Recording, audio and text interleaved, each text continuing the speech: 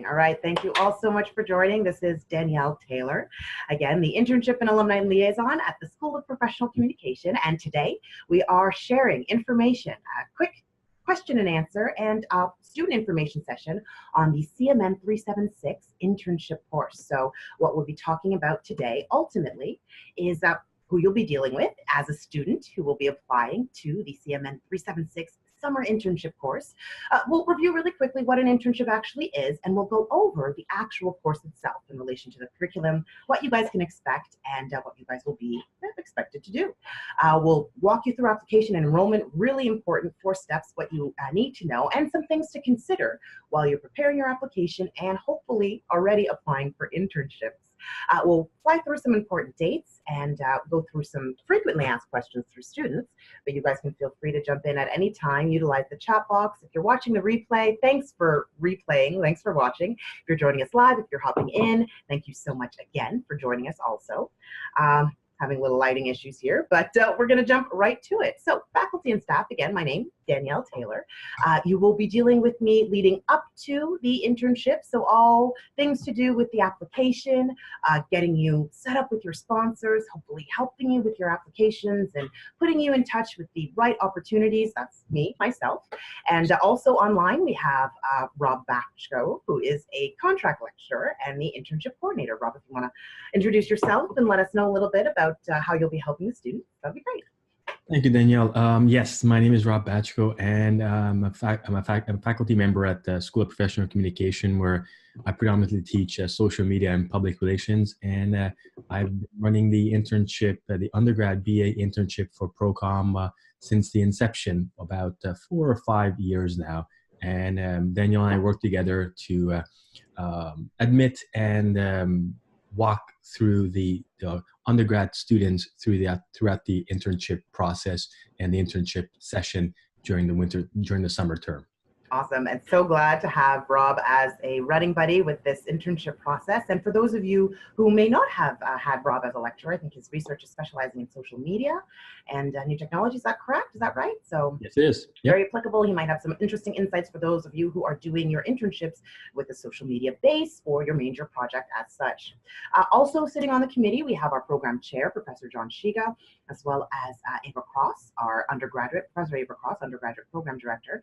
And you all know and love our academic coordinator, Ramita, who helps you guys out with your grades, course enrollments. She'll be the ones manually enrolling you into the course should you successfully be admitted. So that's one thing to note. You guys don't have to intend for this course with your course intentions that are coming up, I believe, in a couple weeks' time, since this is the only course that's offered by ProCom in the summer term. If you are successfully admitted into the course, Romina will be looking after your enrollment. You'll just see it appear on your RAMs, on your D2L. All right, so really briefly, what an internship is. Well, really, this slide reiterates what an internship is not. So if you are performing work for another person or a company, another organization, an entity, and you're not in business for yourself, you're considered an employee. And as such, you should be compensated or treated as an employee, which means, you should be receiving a salary or other form of compensation and other, liability coverages. So unless you are doing an internship or other type of co-op, work placement, or a very specialized training skill, again, we just want to emphasize that if you are performing work for another organization and it's not in an academic frame, you're considered a volunteer. A lot of people do post positions or opportunities as internships, but really you should be earning academic credit or the appropriate compensation for the skills that you've acquired through ProCom. So that's important to keep in mind. But what is our ProCom internship course, CMN 376. So generally it is an elective Table 1 course credit, and it's open to qualified Year 2 and Year 3 ProCom BA students. And I'll get into what a qualified student looks like, but ultimately the course itself is between 240 hours to 320. So the minimum that you need to do is 240 hours over the spring semester. And ultimately it works out to be 6 to 8 weeks, 35 to 40 hours per week. It specifically has to take place between April 30th and June 25th this year. That's when the spring semester is, set out by the registrar's office. And many students do stay on at their placements for the whole duration of the summer. We have so many students whose internships to earn the credit do end up into, a summer employment or summer term. And ultimately, you'll be getting a pass or fail grade upon successful completion of the academic requirements. So in order to get into the course, an application is required. So I talked about qualified year 2 and year 3 students. Well, a qualified student does have a 3.0 cumulative GPA. Now, cumulative, we will be looking at your grades and marks leading and including up to the fall semester of last year. So fall 2018 grades will be included in that cumulative grade point average calculation. And we expect all applicants to be in good academic standing, so no holds on your academic records. And you do need to submit the application, which consists of your resume, one work sample, so it could be digital, something, a graphic piece, perhaps a written piece, even if you have the link to a blog post or a website or a social media page that you're really proud of having managed. Anything that really shows your strength as a communicator, you want to include that with your application. There's also a 500-word written submission that you will have to submit on the online form itself. The other supporting documents we ask that you send via email. But anyone who applies through the form and sends us the supporting documents will be invited to sit with the committee, myself and Rob, and most likely a few other members, for a brief 10-minute in-person interview. So again, all candidates who apply will be invited. And ultimately, it's just an opportunity for us to really quickly get to know you a little bit, talk about your work sample, since the written submission goes into your strengths in communication, but we want you to elaborate on why you chose the work sample at your interview. And also get, for me at least, it'll be a chance to see you face to face. You guys might run into Romina or Ava or even Rob in classes. But again, it's an opportunity for you to present yourself and show us how you would do so in an interview setting and specifically an internship situation. Rob, I didn't know if you have anything else to add. Danielle, I would also like to add the minimum 3.0 GPA is somewhat fixed. However, in the past, we've had scenarios where students in GPAs were not at 3, just below 3, but however, they had a justifiable reason why. For example, we've had one student who in the past had a above 3.0 average, but for 1 or 2 terms by accident, it dropped down because of health or family-related issues. Their GPA dropped down. We took that into consideration. So if your GPA is 3 or below, or below 3.0, and it's a justifiable reason why it's below 3 because of health or some other reason that we could justify that you are in good standing. However, some external issues have come up, we have allowed students to admit. So keep that in mind if anybody's applying whose GPA is not 3.0 or above. If it's a justifiable reason, we'll take that into consideration when you're applying. Thank you, Rob. Very important to note. So don't feel discouraged if you're close to that mark. We'll definitely take any exceptional situations into consideration. Mike had a question as to where the replay will be posted. It will be embedded onto the ProCom website, but just keep an eye on our social media. We'll most likely be sharing it. It will definitely be available on ProCom's YouTube channel, but most easily accessible, we'll likely be posting it onto the website. So great question. Thanks so much. And thanks for adding that in, Rob. So getting back to the presentation, just to let you, well, if I can get back, I don't know if it's going to let me. There you go. So again, what you guys can expect in CMN 376, I mentioned the minimum 240 to the maximum 320 hours. Again, this has to be completed before June 25th. I want to welcome Haley so much. Thank you for joining us. I should actually ask all participants to mute themselves when they're coming in, but that's fine. We'll worry about that later. There's also weekly journals also that you'll have to be submitting to Rob, and that's going to be during the course itself. So those will be posted to D2L. These are not graded, but they are marked assignments, and that's a part of the course curriculum because, again, this is an academic course. What we'll be looking for in those weekly journals is to connect your internship to your placement. And not really just a play-by-play of what you did that specific day. Today I did photocopies or wrote 10 social media posts, but really how they apply to the skills that you're learning or the concepts that you've been taught in class. There is a mandatory midterm. It's not a luncheon. It will be held in the evening. We'll be feeding you guys, but it's an opportunity throughout the terms. And you'll be spread out all over Toronto, some of you even out of province. And it's a chance for you guys to connect either virtually, but we invite you back to campus to chat. It's an informal sort of turns out to be a really a one-on-one intimate session between students, and also, with us coordinators, we'll be there. Again, nothing too fancy, but really it's a chance for you to let us know how things are going. There might be things that you hear from your colleagues that might sort of make you reflect on the experiences that you have, and we want to know, if there are ways that we can improve and how it's going up until that point. So in addition to the journals and the midterm meeting, there's also a final reflective report that Rob will also be able to add more details on when the course curriculum comes out itself. But Rob, did you have anything to add? Just that the weekly journals, they're roughly about a page or so. Students have never had an issue completing them.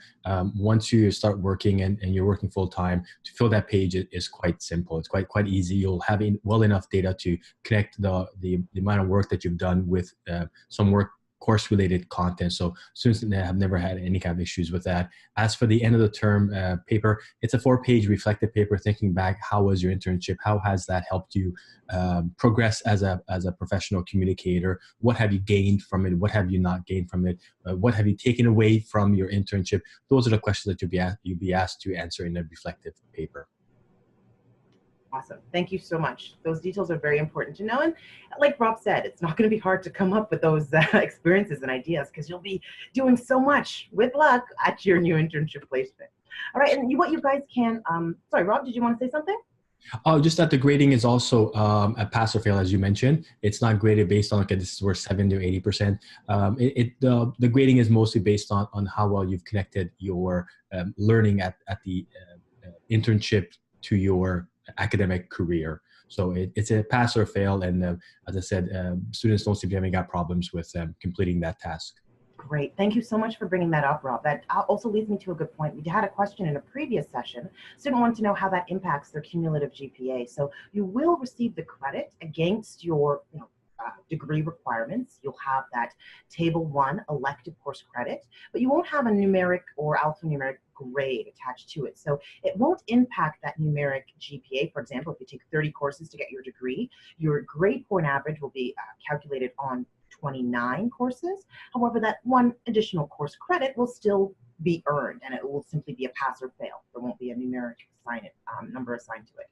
Any questions on that, feel free to ask me or even Romina for more clarification. But again, what you can expect to contribute while you're at your internship is obviously the communication activities of the organization you're working with.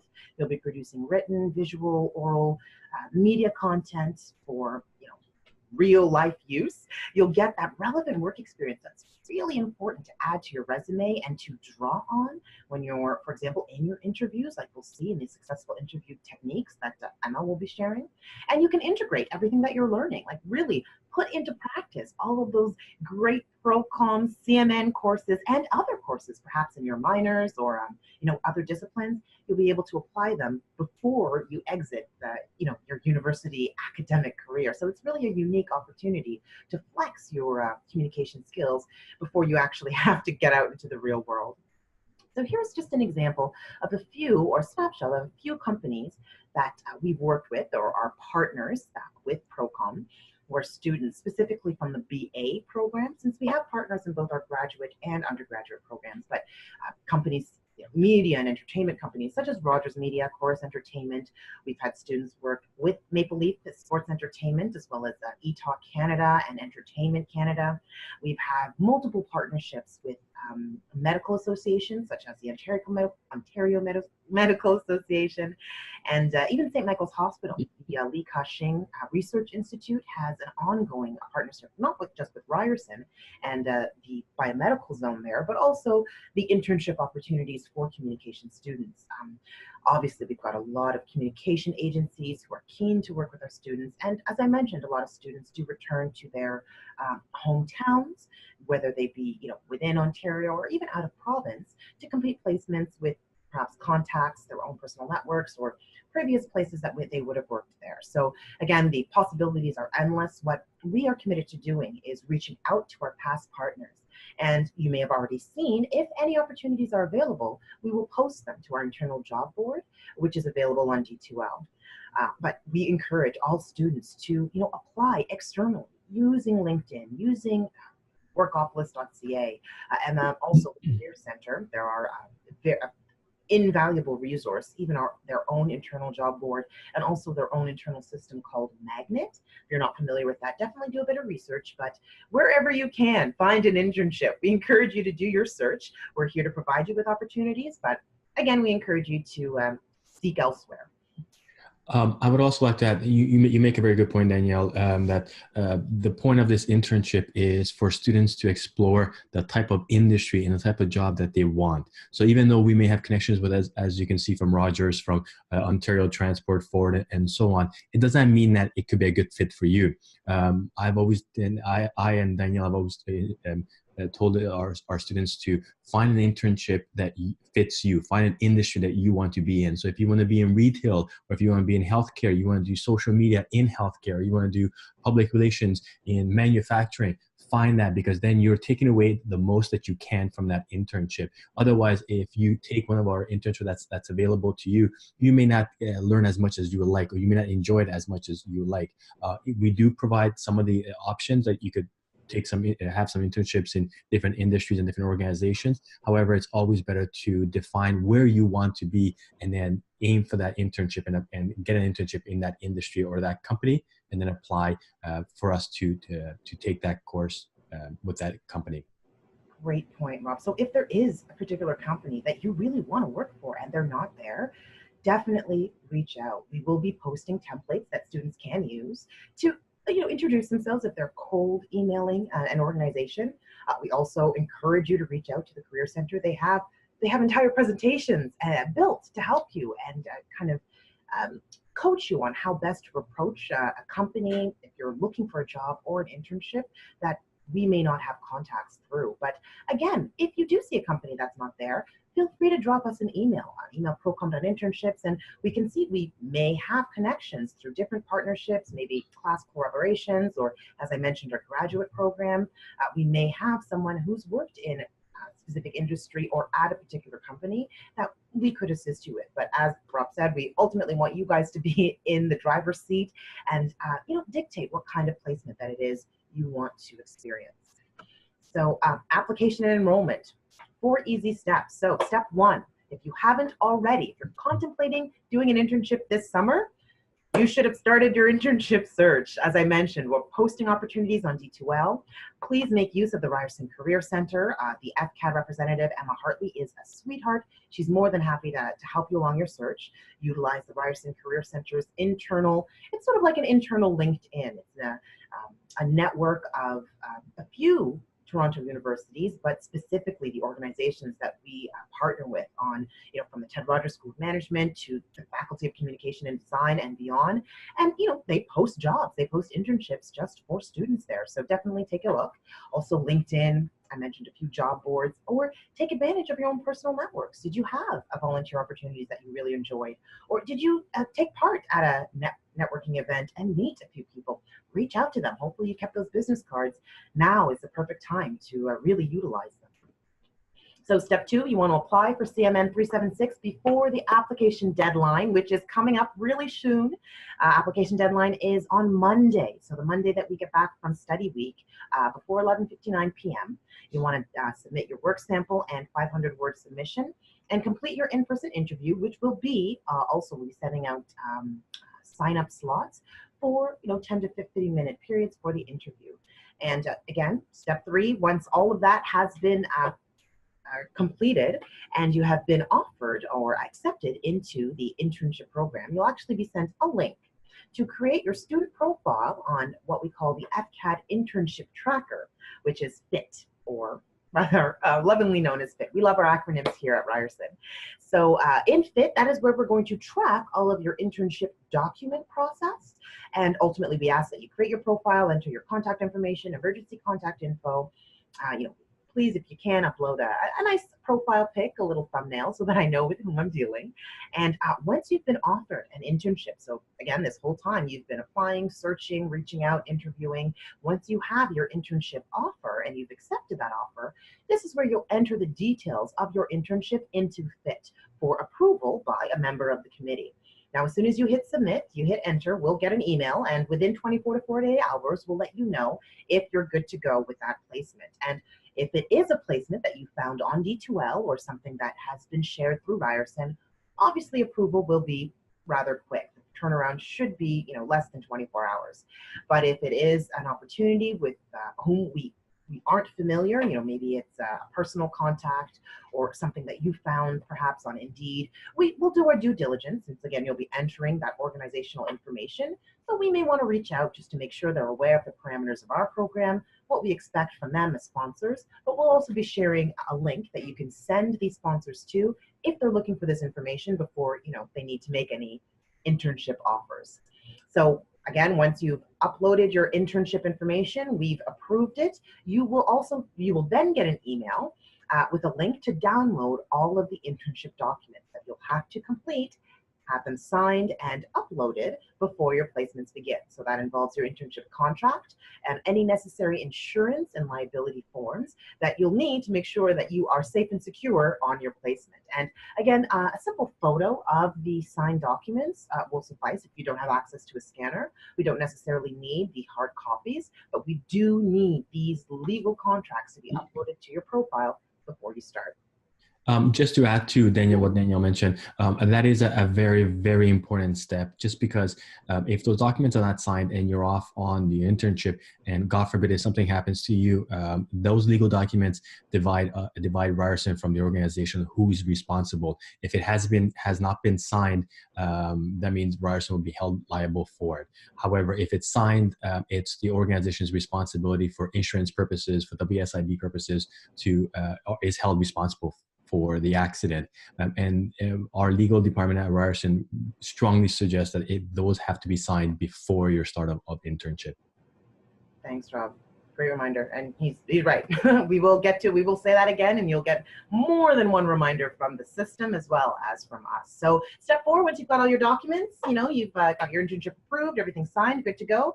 Complete your minimum hours and all the weekly journals. Come to the midterm meeting. If you can't attend in person, again, we'll make it possible for you guys to Skype or Zoom in, and complete all of the assignments, the final reflective paper before the end of the semester. Those are the 4 simple steps you need in order to complete an internship placement. So just going back to the second step where you apply, ultimately we ask all students to submit a 500-word written submission to really promote yourself and your candidacy, how in a really professional and concise manner, because 500 words, it isn't that much. It's simple, 1 page, I'd say 3 or 4 paragraphs if you're using single space. But what we want you to include are elements that we can evaluate and how you feel you would make the ideal internship candidate. What are your strengths? As a communicator, what do you really hope to bring to the table during your internship placement? And also, we have had students reflect on areas they want to improve. Obviously, we want you to play on your strengths, and we want to put you in a placement where you thrive. But some students have taken the opportunity to grow in certain areas. And if that's something that you're looking to maybe explore, a different area of communication that you never had the chance to, or that you're interested in improving your skills on, tell us, let us know. We want you to include what you want to gain from the experience, again, how you want to contribute to the organization, but also if you could describe what kind of internship you're looking to complete, that will not only help us in terms of what kind of placements we suss out and what kind of placements we promote, but it will give us an idea on the type of candidate that we'll be putting forth or presenting to our internship sponsors. So. Also, what we don't want to see, as any professional communicator, obviously when you're writing or composing something, you want to avoid grammatical errors, spelling mistakes, run-on sentences, but we don't want you to simply copy and paste your resume or your cover letter into your 500-word written submission. Tell us why all of your academic experiences or courses or volunteer work. Don't just bullet point list them or put them in fancy sentences. What about those experiences? What specific tasks or maybe one particular event that you feel really might be useful or might have been a good experience for you to share during your internship itself? All right, so what we want to avoid, a couple things to consider. So this is actually going back on the internship placement itself and what Rob mentioned, but placement isn't guaranteed. all students admitted into the course, they're responsible for sourcing and securing their own internship positions. So as much as we have these opportunities available, the last thing we want to do is just, stick you in a placement that you despise. If you're really looking forward to doing social media and we stick you in a corporate setting where you're pumping out newsletter reports all day, that might not be the experience you're looking for. But regardless of where you wind up, it has to be approved by the internship committee, so through the fit tracker, before any student work can begin. Thanks for those who are joining. We're just going through a few things to consider about the internship placement itself. No contract, no WSIB or insurance coverage. So as Rob said, very important. Knock on wood, God forbid, anything should happen to you, even on your way to your internship the first day, we want to make sure that we have all the necessary contracts in place to be able to cover for any, unfortunate or unforeseen circumstance. So all duly completed forms have to be received before your insurance coverage can take into effect. And again, those forms will be provided to you once you submit your internship for approval, and we have approved. Right, and again, we get often, can I start my internship before the spring semester? I've got a great opportunity now. They want me to start in March. They want me to start in last week. Can I apply that to CMN 376? Unfortunately not. It's only offered in the spring semester. Any hours worked before the spring term can't be counted. And when I say spring term, before April 30th specifically, can't be counted towards course completion. But again, as I mentioned, most of our students do end up staying for the duration of the summer. So even though the spring semester ends on June 25th, again, your internship will be April 30th to June 25th, you can stay at your internship, and most students do, right up until the end of August. Right? Okay, so important dates, a couple things that you guys probably want to know. Right now, we are looking at February. Applications do close on Monday, February 25th, essentially 11:59 Eastern Standard Time. Make sure that you have sent in your supporting documents, so your work sample as well as your resume, and you completed the online form. The link is available on D2L, but I'll be sending out emails to remind students where they can find it.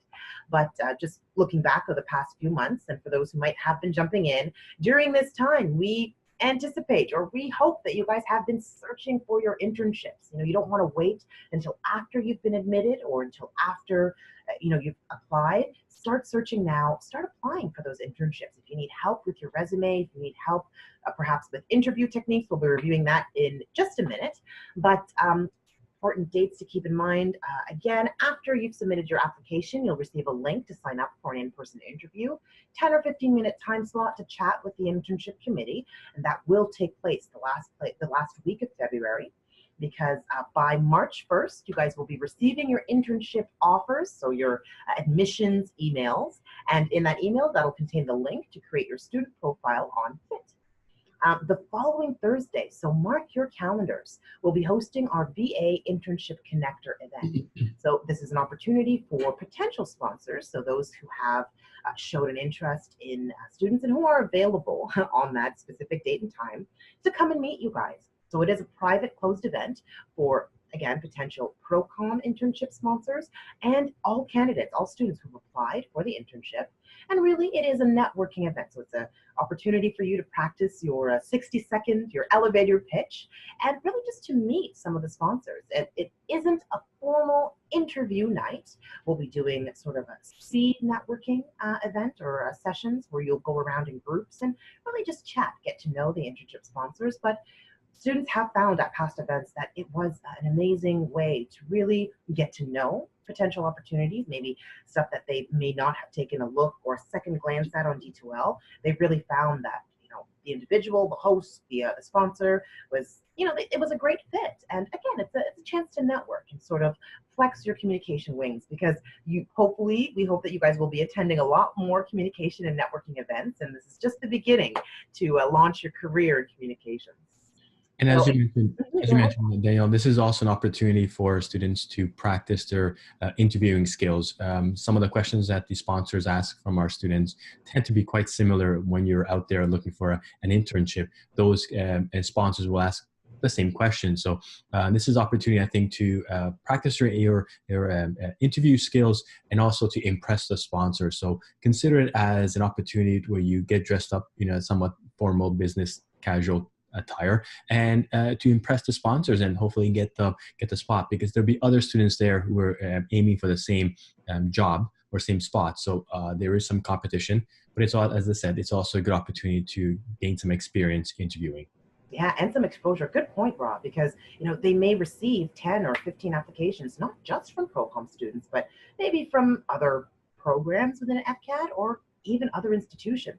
But if they had the opportunity to meet with you face to face, they'd be like, oh yeah, I remember that Mike guy. He was really bright. He had that experience. Or, oh yes, Allison. I remember she made that really interesting comment. So it does give you the opportunity to stand out if there really is a sponsor that you're interested, or a position that you're interested in doing. So again, we'll be letting you know which sponsors will be in attendance, since obviously most sponsors really want to attend, but sometimes do have scheduling conflicts. So please look out for more information. And for those that do end up submitting their applications, you'll get information on how to register for that event, because again, not open to all ProCom students, but just those who apply to CMN 376. So we ask that all legal forms be handed in, so be uploaded to the FIT platform by Friday, April 26th. So that's the Friday before the official start of the spring semester, April 30th. And essentially, again, internships start April 30th. We've tentatively set our midterm meeting to be at the end of May. I believe May 26th would be the appropriate date, but we'll be sending out details once the semester progresses. And again, you'll make sure that you have all your hours in, all your weekly journals submitted, and Rob will be specifying the due date for your final reflective report, but that's got to be done on or around June 25th. Just to confirm, it's May 26th happens to fall on a Sunday, and I believe we discussed May 28th, and okay. May 26th is my birthday, so as much as I love my students, I must spend it somewhere else. All right, so scratch that. Still to be announced. I know it was a 20-something, but it'll be towards the last week of May, and we'll give our internship coordinator some time to celebrate his birthday. All right, so a few frequently asked questions, and again, if there's something that I haven't touched on or a question that comes up, feel free to enter it into the chat. I'm doing my best to kind of manage both. But students want to know, when can I apply? You can, again, applications close for CMN 376 on Monday. That's Monday, February 25th. This coming Monday at 11:59 p.m. How do you find a placement? Again, utilize the placement board on D2L. We've been posting opportunities there. Use your personal network. And if you're really at a loss, you have no idea, send me an email. There may be opportunities that come in that may not be posted, or even through our alumni. If there's a specific industry you want to work with, there's always ways to help you find a placement. But again, we're here to help. But at the end of the day, we need you to enter the internship information into FIT, and you are ultimately responsible for securing your own internship. Will my internship be paid? Everyone wants to know, show me the money. And that all depends on the host organization. Internship compensation is not required in order for an organization to host a student. Since you guys will be receiving academic credit at the end of the day, again, it's not a prerequisite in order to work with our organization or with our school. That being said, we definitely we favor compensated placements. We want you guys to be remunerated for the skills, the specialized skills that you've developed through this program. So at the same time, we don't want to turn down those amazing opportunities that might come from not-for-profit organizations, charitable organizations, even startups whose funds may be locked up in research or grants. So again, it really all depends on the host organization. Your internship might not be paid, you might not be receiving a salary, but some of our students do find placements where they receive TTC compensation, transport, if they're living out in Mississauga or Brampton. Perhaps some students do get some kind of, like refreshment, or lunch is paid, or even a small honorarium or a stipend, for example, a small lump sum on a monthly basis, or maybe at the completion of your internship. All of that depends on your organization. And we know that some students really, they can't afford to go a full summer without work, since, usually that's the time they save up for their for their schooling, or if they do have to work. And again, we'll do our best to provide you with as many paid placements as we can, but it's not ultimately mandatory. I know that I think 70% of our internships last year were paid. The remaining were unpaid or honorarium stipend. So we did touch on the kind of work that you guys would be doing, any kind of oral, visual, media, even public relations content. And as long as you guys get your forms in on time, you will be insured. Just a small caveat for those of you who will be working in salaried positions, so paid internships, where you're actually receiving maybe weekly, bi-weekly, monthly, you're on a payroll. Essentially, your employer or your internship host will be responsible for your insurance. But everybody else, you're covered by Ryerson, so fear not. As long as you get those forms in, you're good. What do you do if you feel that you're being treated unfairly? And this is important. We are, and by we, I mean myself, and specifically Rob, while the internship is in place, we are your first point of contact. If for whatever reason you feel uncomfortable, you feel that you're not getting the experience that you anticipated or that you had agreed upon with your internship sponsor through your contract, we are no more than an email away, and you will be receiving sort of automatic check-ins just to gauge how you are feeling in terms of safety in the workplace. There is a mandatory safety e-module that you have to complete before you start your placement, and again, that'll come with the insurance or legal documents that you guys will have to submit. But if you feel that you're being treated unfairly, please reach out to myself or Rob.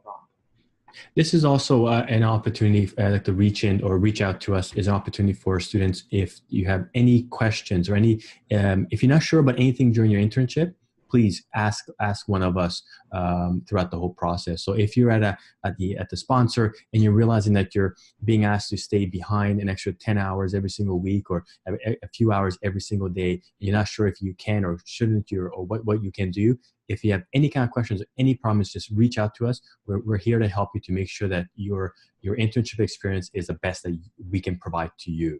So if you have any questions before, please get a hold of us. And if you have any questions during the internship, please get a hold of me and we'll do our very best to help you out. Thank you.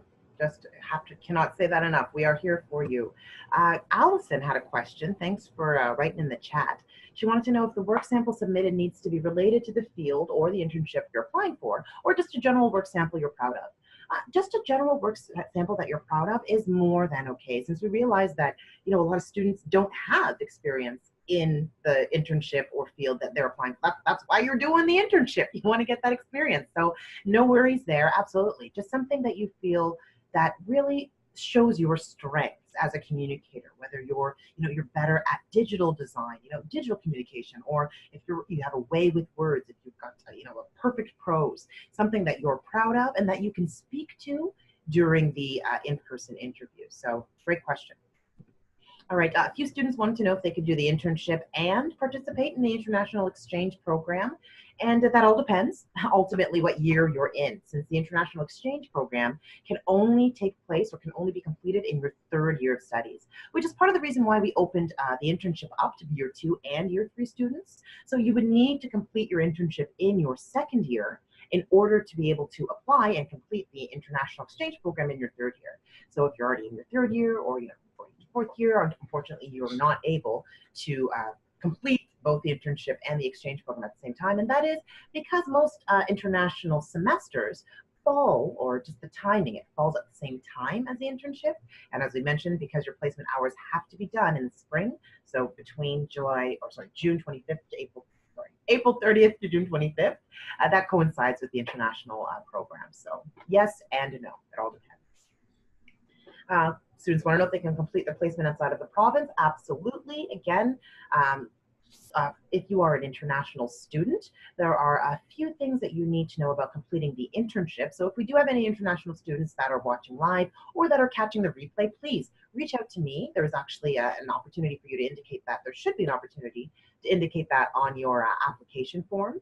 But if you're looking to do an international placement, so perhaps a placement, we have had students go back to their home states if they were United States or American citizens, or even Canadian citizens who we had one student complete a fashion internship, fashion communications at Allison Olivia in New York. It is possible, however, we must advise you that there are a number of risk management steps that need to be completed prior to your departure. And again, so that information will be provided to you when you submit your approval for your internship, but also any necessary visas that are required and also additional international insurance would be your responsibility.